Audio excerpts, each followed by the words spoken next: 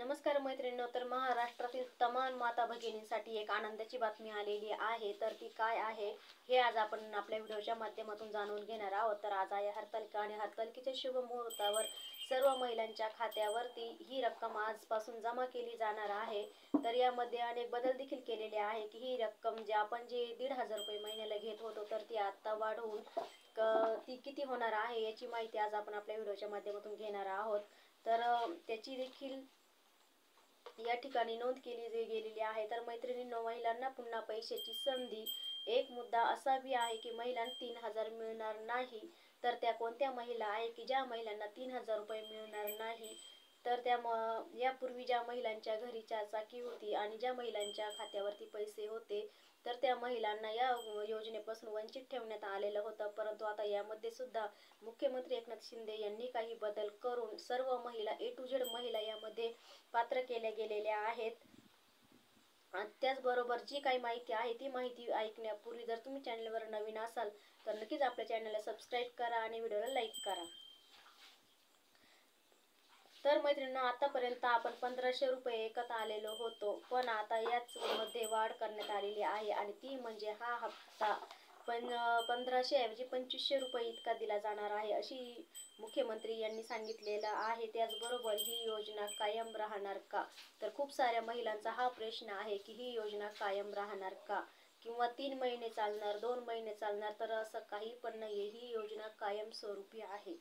तर त्यामध्ये असे देखील सांगण्यात आलेले होते की आतापर्यंत अनेक योजना राबवल्या आणि त्या आजपर्यंत चालू आहे। म्हणजे महिलांचा जो गैरसमज होता तो इथं दूर झालेला आहे। तर आतापर्यंत भरपूर ज्या योजना सरकारने राबवलेल्या आहे आणि त्या आजपर्यंत चालू राहिलेल्या आहे। तर अशीच ही सुद्धा योजना आहे लाडकी बहीण योजना, ही सुद्धा भरपूर दिवसापर्यंत चालणार आहे।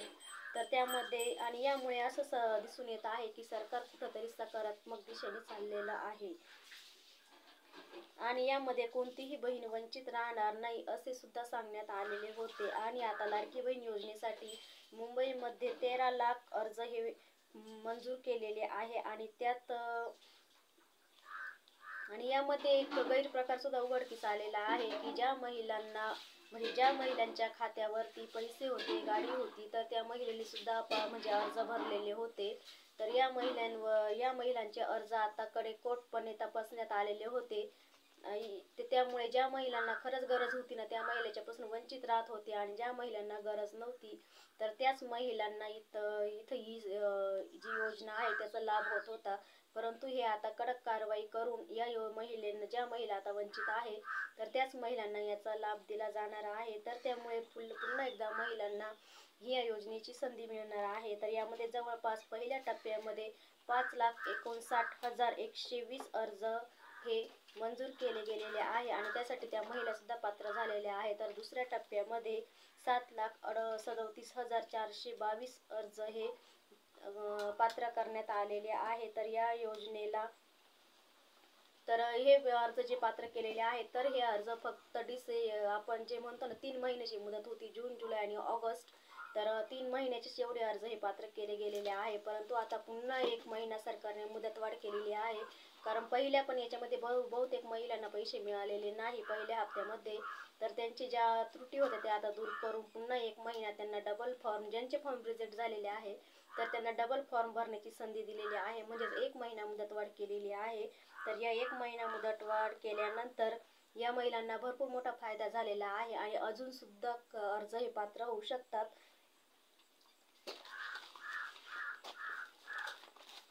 आणि आता होणार गुन्हेगारी दाखल, तर काय आहे मुद्दा जाणून घ्या। तर हा प्रकार आहे तो महिलांनी सर्व काही असताना सुद्धा फॉर्म भरलेले आहे अशा महिलांचे अर्ज बाद करून बोगस अर्ज आढळल्यास गुन्हेगारी दाखल करण्यात येईल असे आदेश दिलेले आहेत।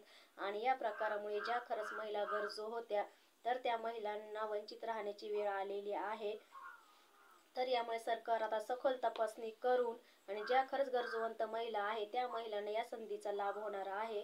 तर मैत्रिणींनो, आजचा व्हिडिओ कसा वाटला कमेंटमध्ये नक्कीच सांगा आणि नवीन असेल तर चॅनलला सबस्क्राईब करा।